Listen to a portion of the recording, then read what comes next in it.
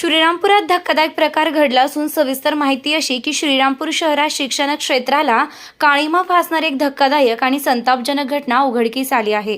शहरातील एका नामांकित प्राथमिक शाळेत इयत्ता दुसरीत शिकणाऱ्या 4 विद्यार्थिनींवर त्यांच्या वर्ग शिक्षकानं लैंगिक अत्याचार केल्याचा गंभीर आरोप करण्यात आला आहे। बेटी पढाओ बेटी बचाओ या संकल्पनेलाच आव्हान देणारी ही घटना पालकांसह संपूर्ण समाजाला हादरवणारी आहे।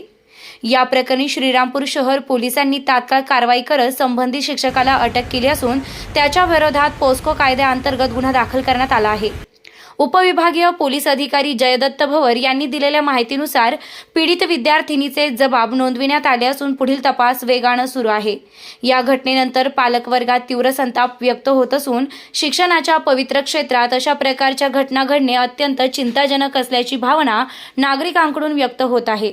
या घटनेमुळे शालेय व्यवस्थापन, शिक्षकांची निवड प्रक्रिया, विद्यार्थ्यांची सुरक्षा व्यवस्था आणि पालकांची जागरूकता या सर्व बाबींवर गंभीर प्रश्नचिन्ह उपस्थित झाले आहे। दरम्यान आरोपी शिक्षकाला न्यायालयात हजर करण्यात येणार असून पुढील तपास पोलीस करत आहेत। प्रवरानगरी वार्तासाठी अरुण बोरुडे।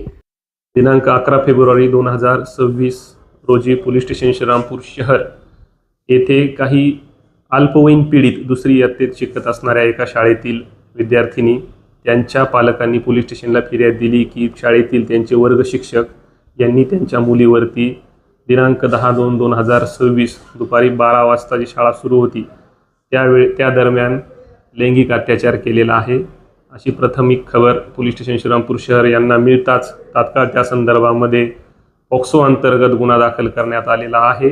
आरोपीला ताब्यात घेतलेला आहे, आरोपीला अटक केलेली आहे। पीडितेची वैद्यकीय तपासणी झालेली आहे, आरोपीची पण वैद्यकीय तपासणी झालेली आहे।